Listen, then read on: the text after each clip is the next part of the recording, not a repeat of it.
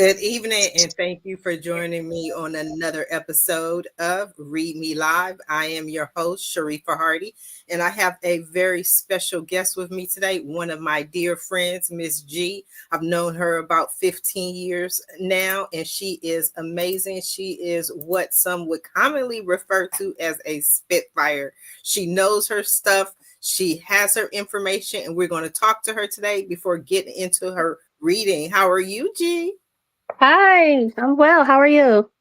You are, see, she being all sweet and nice, but I know we're gonna get into it and then we're gonna see it happen. We're gonna see everything come in. One of the things that I love about you, because I'm really big on energy and I'm really big on numbers. So can we share your birthday? Um, I guess I want everybody knowing everything. I got you. We need all your business.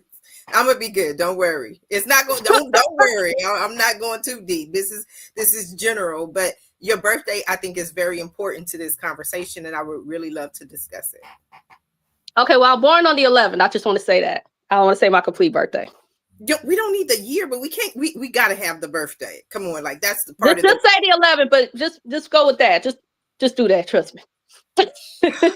My God, you want me to read you, but you won't let me in. How does that work?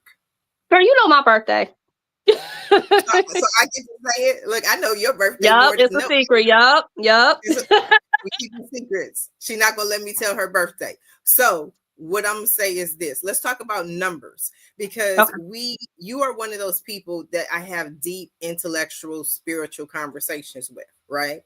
So I want to discuss one of the things that we discussed the other day, but I want to discuss it slowly because you get the information, and a lot of our listeners are just now tuning in. So for anyone who hasn't seen one of my shows, haven't checked into them, what I do is I have a guest on the show and then I read for the guest.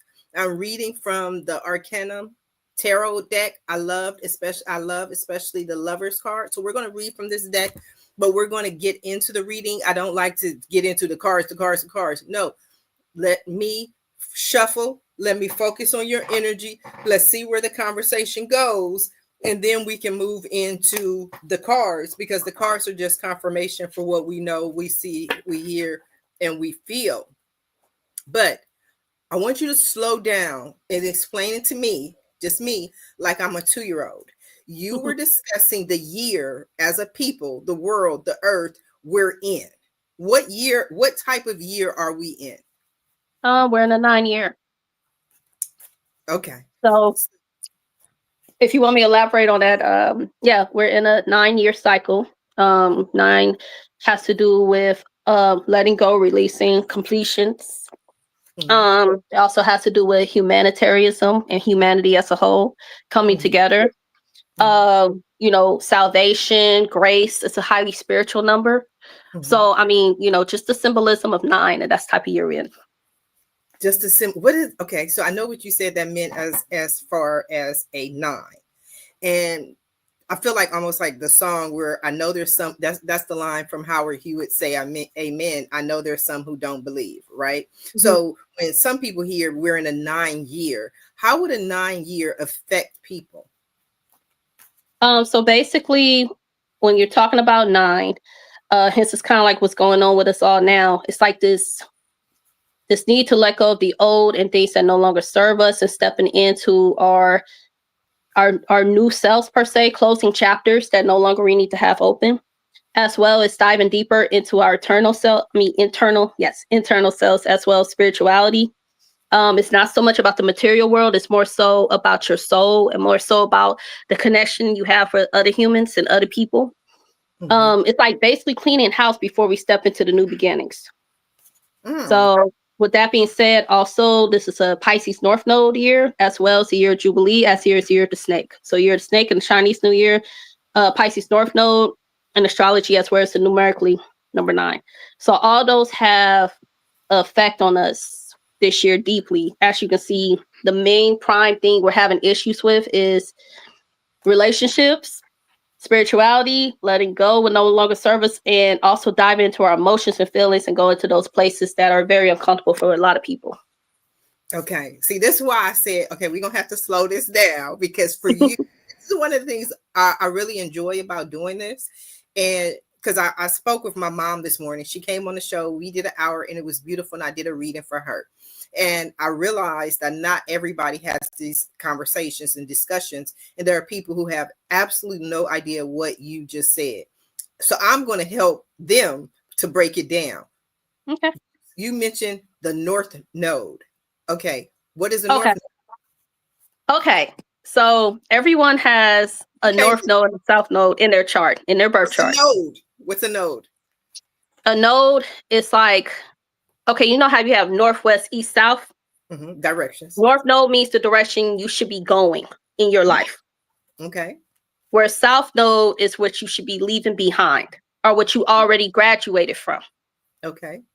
So north node is basically the person or the energy you should start embodying in your journey of becoming your best self or the new person you're supposed to be in this lifetime, if you believe in that type of stuff. Okay, I do. So okay. So let's say, for instance, my North Node. See, it depends because I was born on a sunset. So I was born during the cusp. So I'm 11, 12. So with that, it's some charts, it could be Aries, some could be Taurus. But most of it, I've been getting Taurus. And that just means I'm supposed to be, my North Node's Taurus, so my South Node would be Scorpio. I'm supposed to be leaving behind the scorpionic type traits, which is kind of like survival through chaos, mysticism, the occult, things where it has to do with shared resources, facing fears and all that. North Node Taurus is more material. It's about enjoying life's pleasures. It's about building a physical foundation. It's about taking things slow and moving at your own pace. It's a lot more lax from the Scorpio. Now, if you're used to being Scorpionic energy, that's very hard. Because Scorpio is about thriving and surviving. It's about making it through. It's about, you're always on high. Whereas Taurus is a lot more lax. It's kickback. It's more so like enjoying the five senses. So everyone's North Node is going to be a challenge depending on what you got to deal with and leaving behind the traits you already learned, because that's what you usually use to get through life.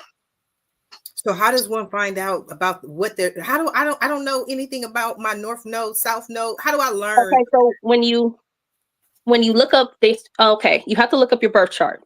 Okay. There's things online you can look up, birth chart calculator, etc. Astro Meme is one of my favorites.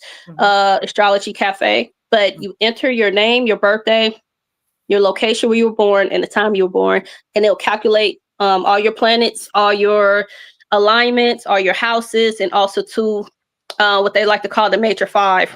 That I think is the most important, which is your rising, your sun, your moon, your Venus, and your Mars. Oh, I'm sorry, 6, and your Mercury.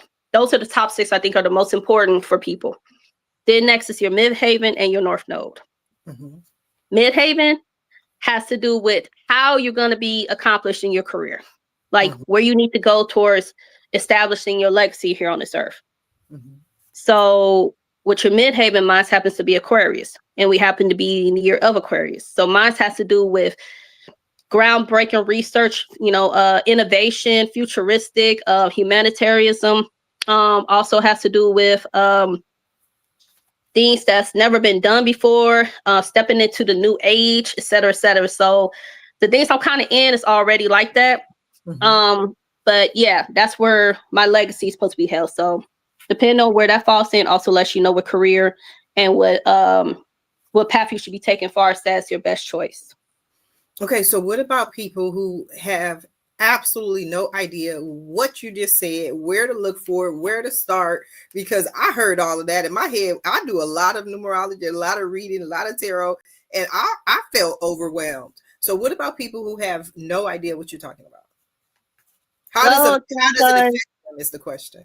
Until I'm done creating what I'm creating, which is going to help people with this, and especially like with this podcast and a couple of things I'm in the works of doing. There are things online to help you. You could just Google a lot of things and just ask, what does, Uranus in my 5th house look like? What does, my North Node and, Pisces look like, or this and the other. And it'll explain everything for you, honestly, right now. But you have to do your birth chart first. So you have to put down your information as far as your birthday. You can look on your birth certificate to find out, everything, like what time you were born and everything. You put in that calculator. It'll show you everything you need, and you can start breaking it down and looking up what each thing means. But usually it lets you know on that birth chart what everything means, with that being said. So if you want to go deeper, that's where you go to different people who study this and can help you dive deeper into your chart. It sounds like you study this, because when I read it, a lot of it seems like Greek to me. It's a lot of information, and I'm one of those people that easily goes into information overload. It's like, it's too much, it's too much, too much. But I want to go back to clarify the question I asked, right? So there are always, this is one of the things that I say, that what people will say, oh, well, I don't believe in astrology. I don't believe in zodiac signs. I don't believe that the moon or the stars affect us. So when people have no idea about their charts or their nodes or any of this, how would you say it affects them?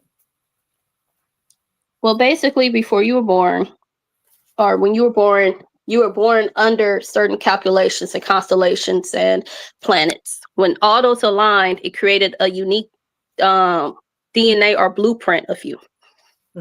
I say birth charts are your blueprint. In so many words, there's a quote on my page that says, know thyself, and to thyself be true. Once you master yourself, you can master the world.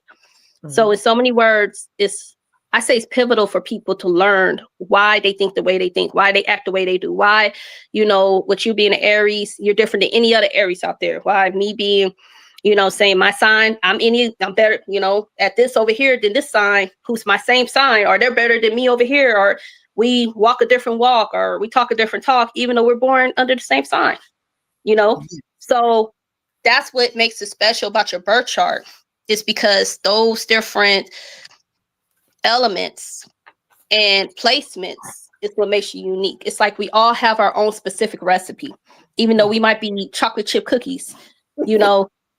My recipe might have brown sugar in it. Yours might have white sugar. Mine might use margarine. Yours might use whipped butter. You know what I'm saying? But we're still chocolate chip cookies, but we're all going to taste different.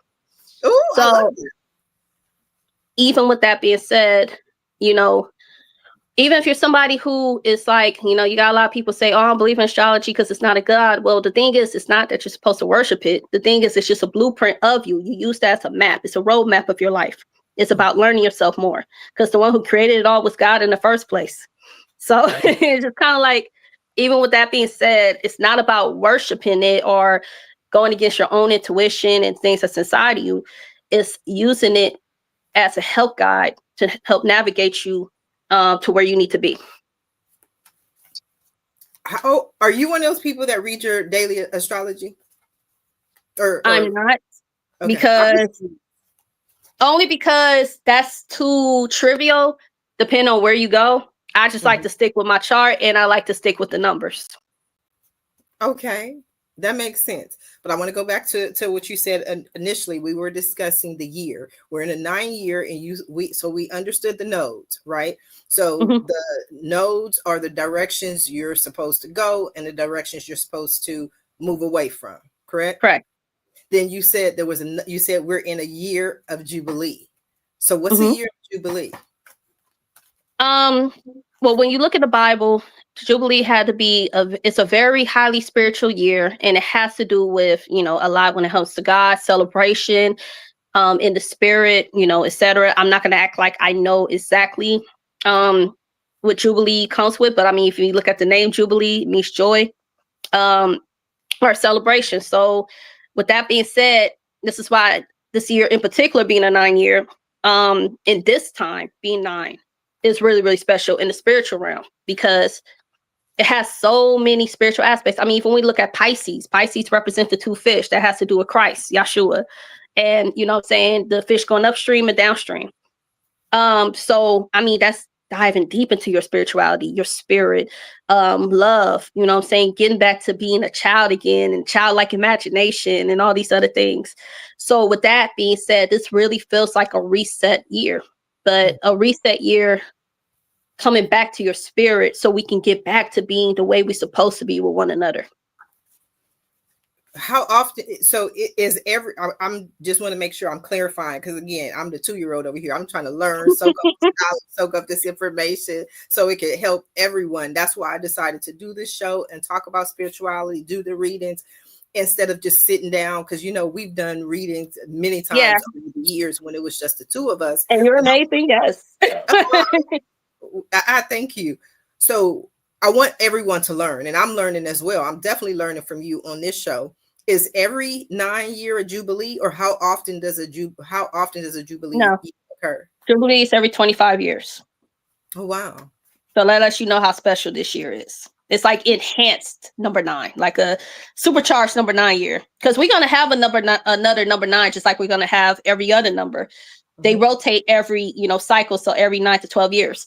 But to throw that in the mix, it's like supercharged, spiritualness and all the other stuff. So that's the thing. So I want you to read that as far as your interpretation. Do you feel that right now, because it's a 9 year, it's a year of Jubilee, and you said we're in our North Node, I believe. Do you feel that that is part of the reason why I'm being called to do more readings and to move into spirituality, a more spiritual aspect of what I was doing as opposed to politics? Very. Because the fact of, number one, you were already called to it. We already know that. And number two, this is the year of embracing that, and even deeper. If you're someone who's spiritual, I say it like this. Last year was an 8 year. It was very tough for me being a spiritual person, because 8 has to do with foundation wealth, material wealth, building wealth, getting your stuff together in the material realm, what I'm saying? Stuff like that. It's a very masculine number. So for spiritual people, it could be kind of hard. Now 9 is a very feminine number, and it has to do with spirituality. I'm right at home. But let's say somebody born in 8 year, this could be very hard for them if they don't want to deal with that internal stuff, if they don't want to deal with their emotions, their spirit, doing that dark night of soul, doing the healing, doing the work, doing all these different things, and connecting and letting go and being free and feeling like a kid and feeling the joy and just all these things that's supposed to come with that element. So, basically, especially for people who are Pisces North Node people. So if you were born with a Pisces North Node, this year should be like crazy for them, because it's just like your North Node, and it's a North Node in Pisces. You know what I'm saying? So it's just like, it's wild. So with that being said, and to break down quick to make it easy for you, when I say the big 6, so I'm gonna say like a preschool teacher the best I can. Okay. When we talk about your Mercury, that's how you think and how you speak. Okay.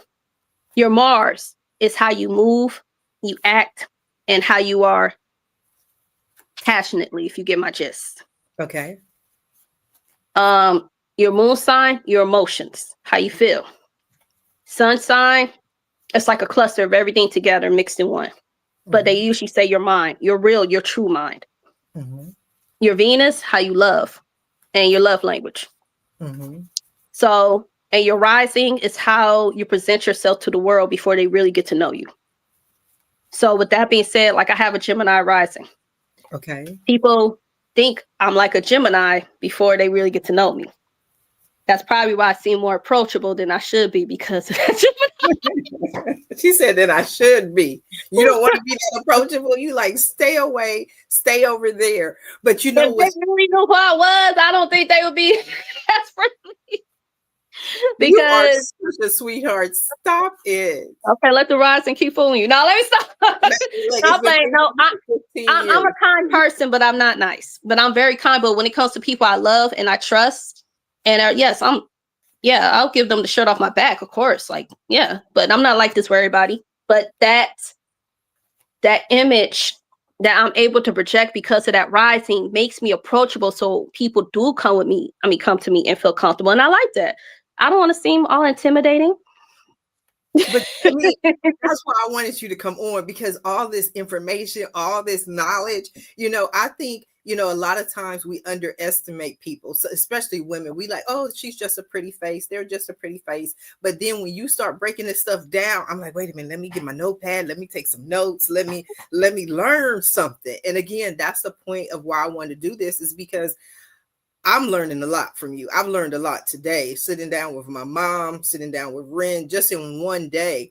She's the owner. Ren is the owner of the Dragon and the Rose metaphysical Okay. store in Santa Nice. Ana, and she Okay. was talking about she was actually talking about intention. And Mm-hmm. I thought that was an excellent point. You know, how people come into the store and they want this and they want that. And she was talking about how it's your intention that you pour Right. into anything that gives it its power. Without your intention and you know, speaking into it, it's nothing more than you know, an item Mm-hmm. that you have. So I'm learning Right. from Right. her, I'm learning from you. And I know personally for myself that one of the things that changed for me, because they say knowledge is power, is that when I learned, and I know you're gonna laugh, I know you're gonna laugh, I see the laugh, it's coming already. I learned my Venus is in Pisces. Okay. Yes. Oh, yeah. Hence But is why.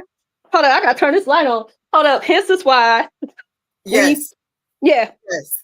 And but see, but it's beautiful because when I learned that, I said, oh, that makes a lot of sense. Because I'm a hopeful romantic. I wear my heart on the sleeve. When I love somebody, I'm like, I love you. You know what I mean? I have this side of me where I'm like, yeah, Pisces, it makes sense that my Venus is in Pisces. Mm-hmm. You're a hopeless romantic. I love And love. you just love, yes. Yes. It's I wish beautiful. I had yours. Mine's is in Scorpio. Oh God. So what is Scorpio? What does that mean? You have to kill it before you eat it?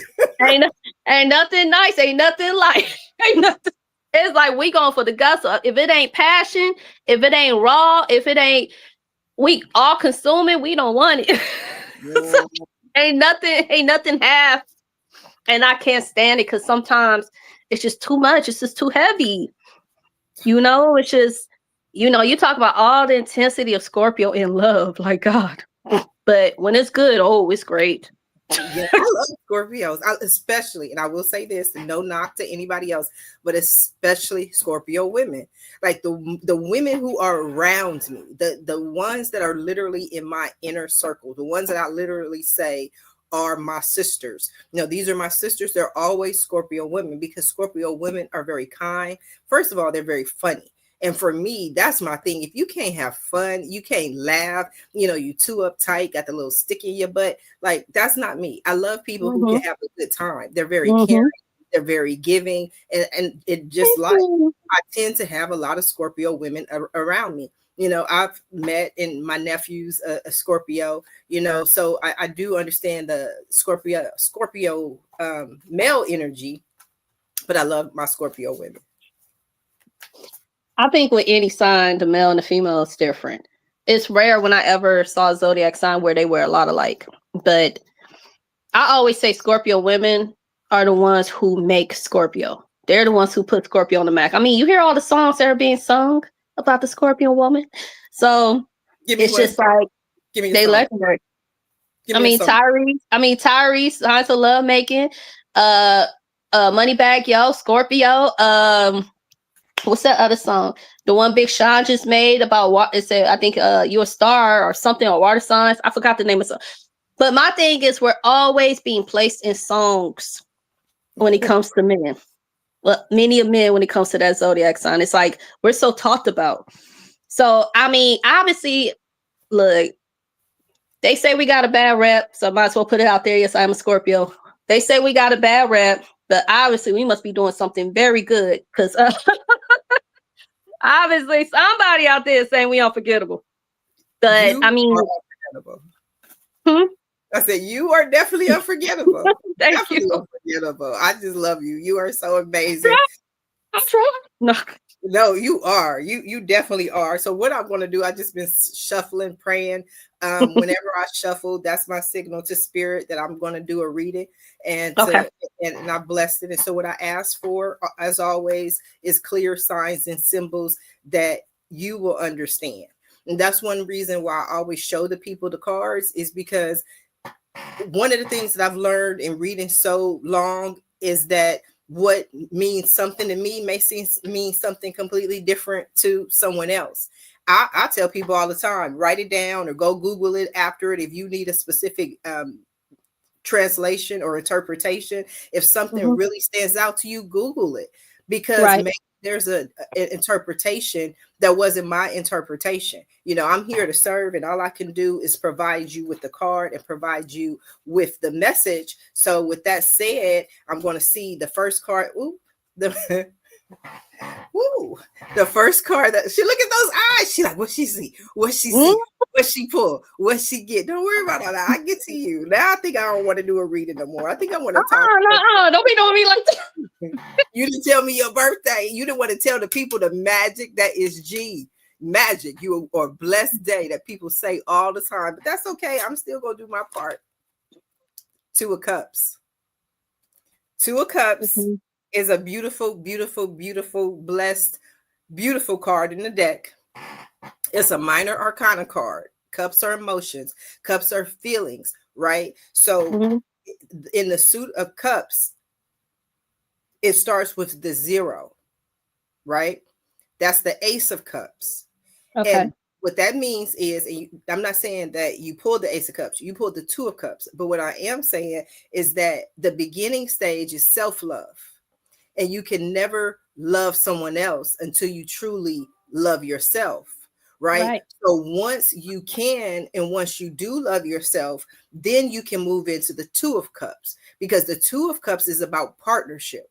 Now, this partnership is not always about romantic relationships. Some people who, you know, their focus is business, maybe it's a partnership that they're doing. So the 2 of Cups is about 2 people, right? Okay. But it's a minor arcana card. Arcana means change, right? So you Mm-hmm. have major arcana cards and you have minor arcana cards. So Mm.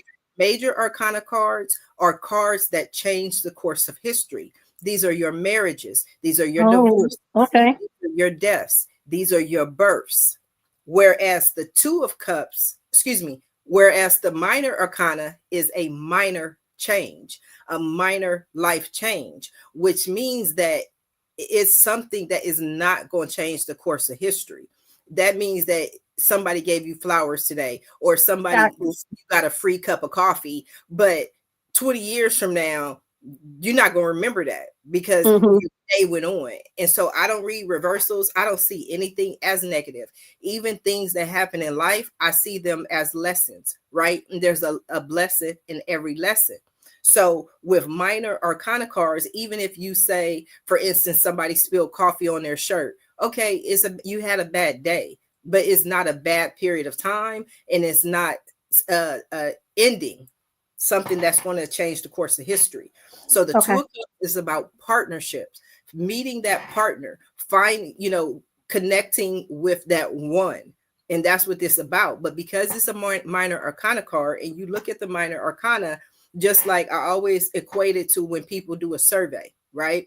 Well, you've had them. I know you have. Everybody's had them where you've gone to some store, Best Buy, whatever, and then you receive that email and it says, what did you think of our customer service? Please rate it on a scale of 1 to 10. 1 being you hated our service, and 10 is excellent.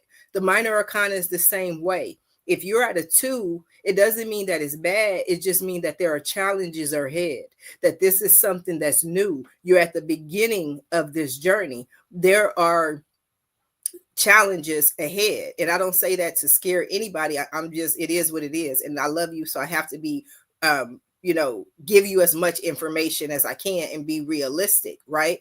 But one of the things that they say is forewarned is forearmed. So if we know, okay, a relationship or a partnership or whatever this is not necessarily going to be easy, it means that we can look at it with love, cups, emotions, with our heart and feelings, and say, you know what, let me give this person the best of me. Let me give them, love, as opposed to, anything else. Does that make sense? Because your challenge over that is the Fool, right? And that's beautiful, especially in conjunction with the 2 of Cups, because the Fool is a major arcana card. It's a major lesson. It's a major life change, because tarot is called the Fool's Journey. And the reason it's called the Fool's Journey is because there's an expression that says God takes care of fools and infants. God looks out for fools and infants. And the reason he takes care of and looks out for fools and infants, some say God protects fools and infants, fools and babies. And the reason that is because those are the only two people on this earth that don't think logically, that they know that they know it all, that they know everything. So this is saying, in this Two of Cups, in this partnership, in this new relationship, be open. Don't think that you know everything. Don't think that, oh, well, I know it got to be like this. I know. Be open. Take a leap of faith, right? Because the major arcana, the lessons that it learns, all start with the Fool. It ends with the World, and then it starts with the Fool again. So with the Two of Cups and the Fool, that tells me that this partnership, this relationship is new, is at the beginning, right? It's at a beginning stage, right? Because the next card that you have is the Five of Wands. Five of Wands is about action. It's about challenges, but it's not the energy of a Seven of Wands. The Seven of Wands, which again, you don't have, I'm just giving you references, is my David and Goliath card. It's about going up against the dragon. It's about something that's bigger than you. The Five of Wands is, it may be challenges, right? But I always think of this as somebody who's going for a job interview. There may be 800 people who have applied for the same job, but nothing makes those people better than you, more special than you. They're just other people, right? So whenever I see the Five of Wands, it's my sign for you to just be the best you that you can be. Wands are action. Wands are movement. Just, put your A game on and go out there and handle your business, because you don't have anything to worry about. Then the next card that you have is the Hermit. The Hermit is another major arcana card. The Hermit always tells me to work. This is funny that you said the know thyself, right?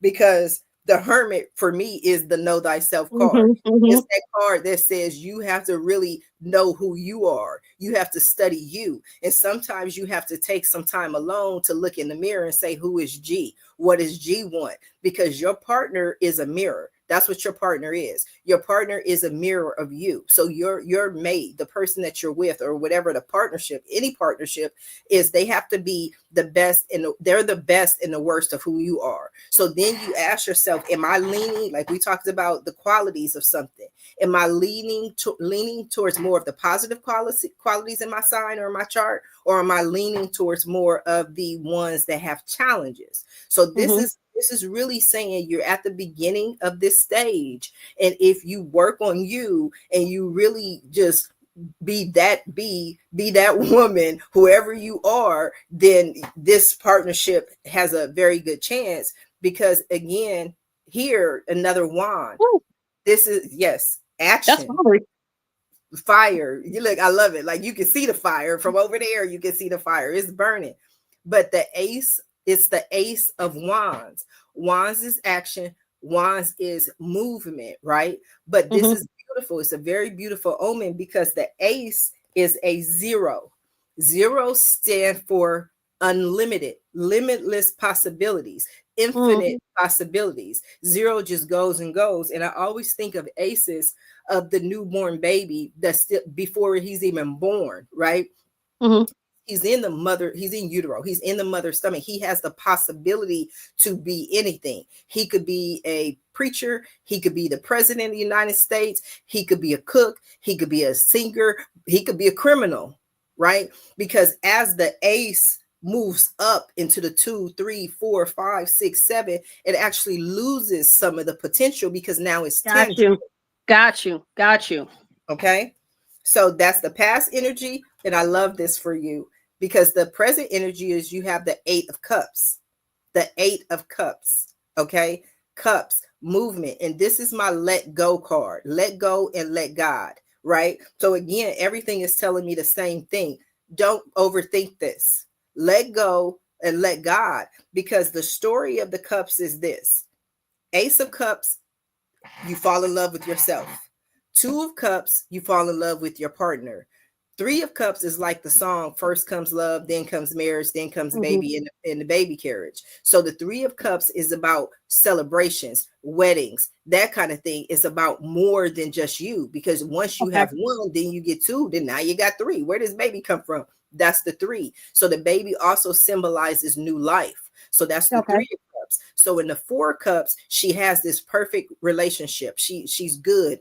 You know, she's made certain agreements with the partner, and she listens Right. to her haters, and she listens to the people, and the people are like, girl, don't do that, you know, forget that man. And she listens to him to them in the Four of Cups. And then the Five of Cups, she done lost her man. So guess what she is now? Sad, hurt, Mm-hmm. like, you know, that's the Five of Cups. So in the Six of Cups, she starts thinking about the energy of the Two of Cups. She thinks back. Six of Cups is nostalgia. It's about going back, thinking back, feeling how much love she had. And remember that he wasn't the one who messed this up. She was the one who messed this up. So because she now is thinking about this in the Six of Cups, in the Seven of Cups, she goes to Aphrodite, and she says to Aphrodite, who's the goddess of love, she says, Aphrodite, I want my man back, and I will do anything to get him back. And I will go through the gates of hell for love. I will go through the gates of hell to get my husband back. And Aphrodite says to her, the gates of hell, you say? The Eight of Cups is the journey of letting go and going through the gates of hell. But this is one of those cards that I think I've seen, and I'm not saying I'm better or whatever, but I know I'm clear on this point. A lot of readers miss the fact that because I'll see them and they'll be like, oh, that this means that you're moving away, or that you're letting go, or you're going on a new journey. It does. Absolutely 100%.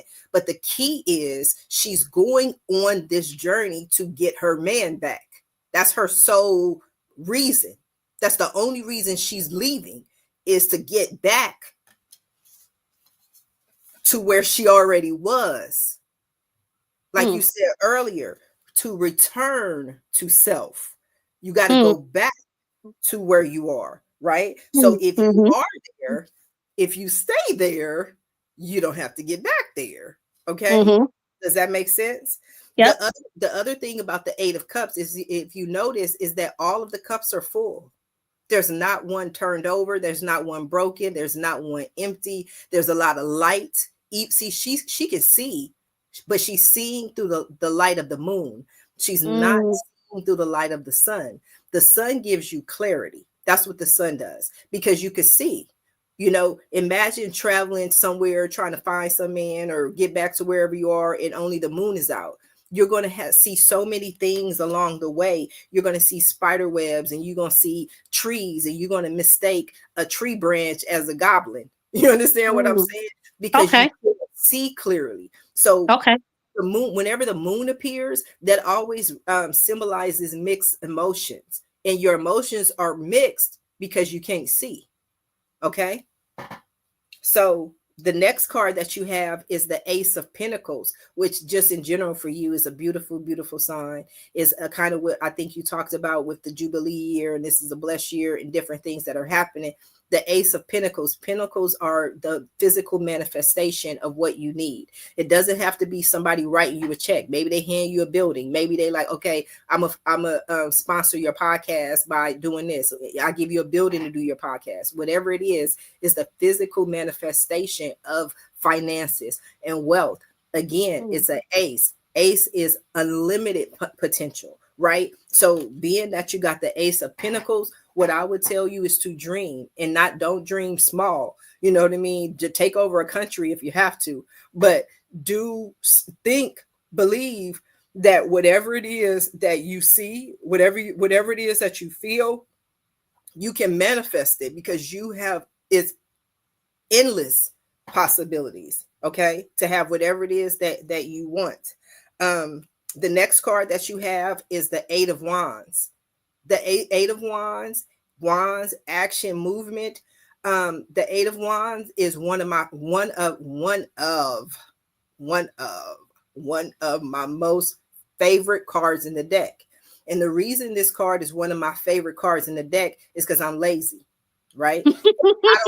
I don't really want to do any work. So if you look at the card, that's why I'm showing it to you. You can see that the 8 wands are already in the air. They've already been shot. They are Nice. already on their way to you. So you don't have to do anything but be open to receive them. That's all you have to do is receive, right? And so with the Ace of Pentacles, especially with the Ace and the 8 of Wands together, it's saying that there's money, there's resources coming to you. Just open yourself up to receive, right? And don't limit God, don't limit what you can receive, because there's infinite possibilities about what you can manifest.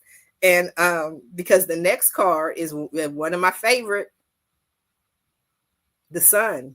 The sun. Whoa, the sun, right? So that's beautiful. Beautiful, beautiful, beautiful, beautiful omen. But the sun also, a lot of people, when they get the sun, they say it's about pregnancy.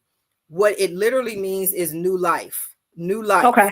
Like, so in conjunction with everything else, what you're stepping into is a new life, which is, that's why I like to have these conversations, so I can refer back to what you said, the information that came through from you. This is a jubilee year, according to G, right? So you can have a new life, and don't think small. I'm not saying you're a kind of person who thinks small. I'm just trying to drum that in your head. Like, if you say, oh, I want a mansion, girl, go on and get you a castle. You understand what I'm saying? Don't limit yourself, because right now you can manifest anything that you want. The sun, it says that whatever you're seeing it clearly. You can see it. It's nothing hidden. It's a beautiful, everything is light. The other reason that I truly, truly, truly love the sun card is because the sun is my Annie card. That's what it symbolizes for me when I see this card from the movie. If you've ever seen it, Little Orphan Annie. The sun will come out tomorrow. Yes. That's what I'm trying to tell you. No matter what, because you don't have anything that really says you are going through something, but even if you are, the message is the sun is going to come out tomorrow. There's nothing to worry about. And the other reason I love to use that card as an example with Annie is because if you remember the movie, Annie didn't just go from a 1 bedroom house to a 2 bedroom house. Right? Because this is what I keep telling you in Dreaming Big. She went from an orphanage to a mansion. Now, if you can't tell me that's not a drastic change. Oh, yeah. Her life changed. You know what I mean? It went from day to night. So that's what I'm saying. That's what you're doing. You're going from night to day. Your life is going to change. Just don't. Can you promise me you're not going to forget? Don't forget a sister. Never. That's all I'm saying. Never. Don't now. Don't forget it, sister. You should know better my character. So it wouldn't matter if I'm a billionaire or if I'm a hobo. I'm always going to be.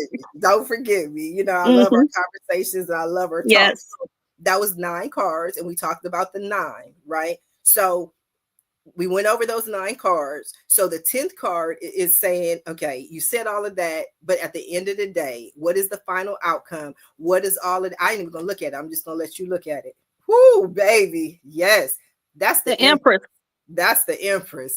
That's the Empress. Say word. Yes. She said, say less. Yes. So I was saying this earlier. One thing about the Empress is the Empress, I believe, is the only card in the deck that over time the meaning has changed for me. I mean, they all change a little, and you do anything, you get more clearer, right? But the Empress for me was a card that I didn't like, because it always reminded me of, really, I think, my lack of control, right? Meaning that people say that the Empress is a pregnant woman, but anyone who's had children, especially multiple children, at some point in the pregnancy, you're like, will this baby just come already? Like, I'm tired of it. Right. I want to get back to my life. Lord. Oh, Lord. You know, I love the baby and all, but I'm going to need you to come out. But what a pregnant mom knows, and I'm not talking about C-sections, but a natural birth, you know that the baby is not going to come until the baby's ready to come, and the baby's not going to come until God is ready for that baby to be born. So I'm a very impatient Aries. I want it now, right now, real time. I'm not trying to hear, I'll get to that. So it was a very impatient card for me. And then Got you. I was reading with somebody else, my dear friend Dawn, who I love. And when I was reading for her, she got that card one time and I was explaining to her, I was like, I do not like this card.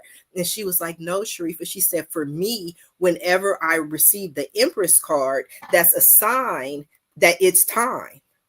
So now I said, okay, you know what? I'm going to associate that meaning with the Empress that I'm telling you, G, it's time. It's time for you to be the Empress. It's time for you to step into the woman that you came to this earth to be.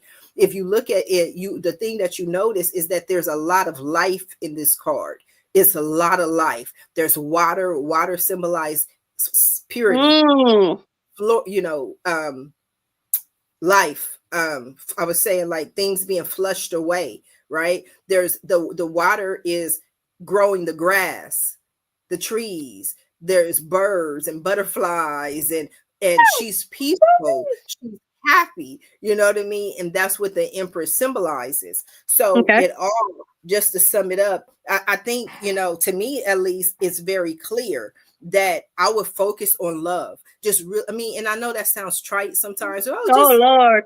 Just love, just be loved. No, but you have love, and there's so much love around you. There's so much love connected to you. There's partnership around you. But sometimes when we overthink things, or sometimes we get in that feeling of it's too good to be true, right? I'm pretty sure when Annie left the orphanage, she was like, I know I'm not going to stay here for long. You know what I'm saying? She'd be like, they're going to take this mansion away. This too good to be true, because I'm an orphan, and orphans never get anything good. You're getting blessings pouring out from heaven. You're getting blessings that are on their way to you. They're already on their way to you. All you have to do is accept them. All you have to do is receive. All you have to do is decide that this is the life that you want, that you can stay in the mansion, and you don't have to get your little orphan bag and run away and be like, no, because all is well. And I think it's very beautiful. Did that resonate with you? Yes, I receive it. Do you have any questions for me? Okay, so basically, it started out with the Lovers. No, the Two of Cups. Or the Two of Cups. My bad. I keep sometimes the Lovers and Two of Cups. Okay, so with that being said, what you say, like, the whole reading really just has to do with everything as a whole, as what's finna get ready to come, as far as like even career path wise, as far as how I view myself and relationships, or is this mainly on relationships, like as far as relationship with self, relationships with others, and even intimate relationships? I think, and this is, I tell people all the time, this is my disclaimer, right? This is all the world according to Sharifah Hardie. I can only tell you what I see, what I feel, what I've learned. And so I can tell you my opinion.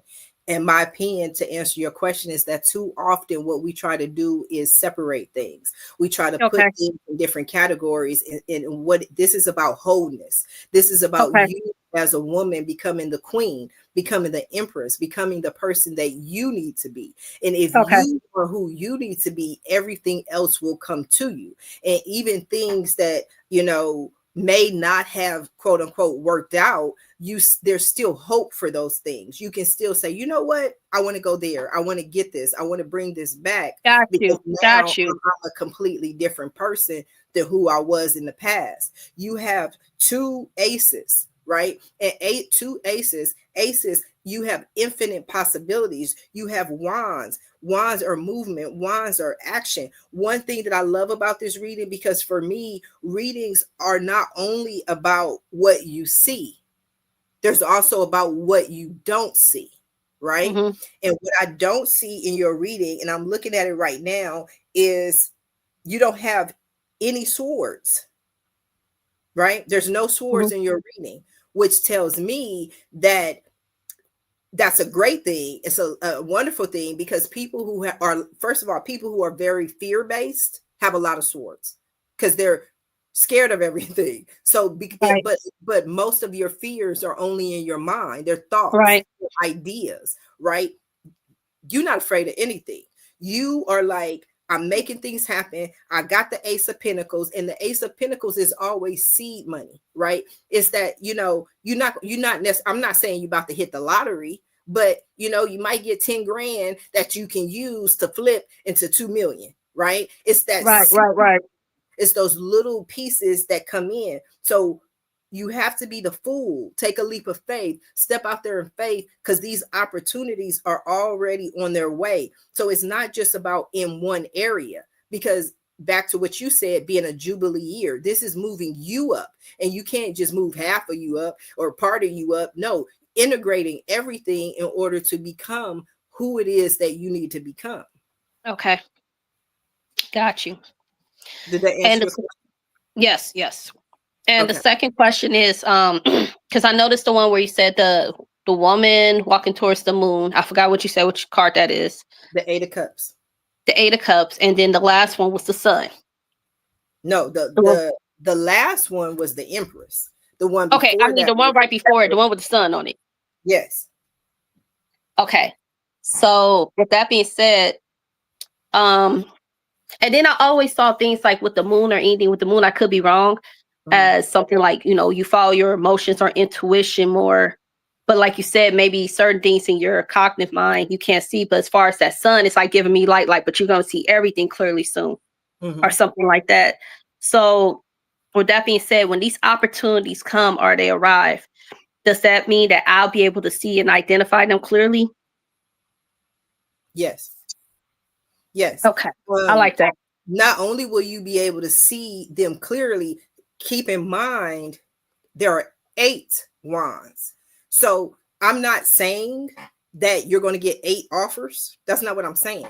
But the key here is that it's not just one opportunity that's coming to you. There are multiple opportunities that are coming to you. So I was talking to somebody one time about my gifts, right? I was like, oh, I have different gifts. I have this gift. I have that gift, right?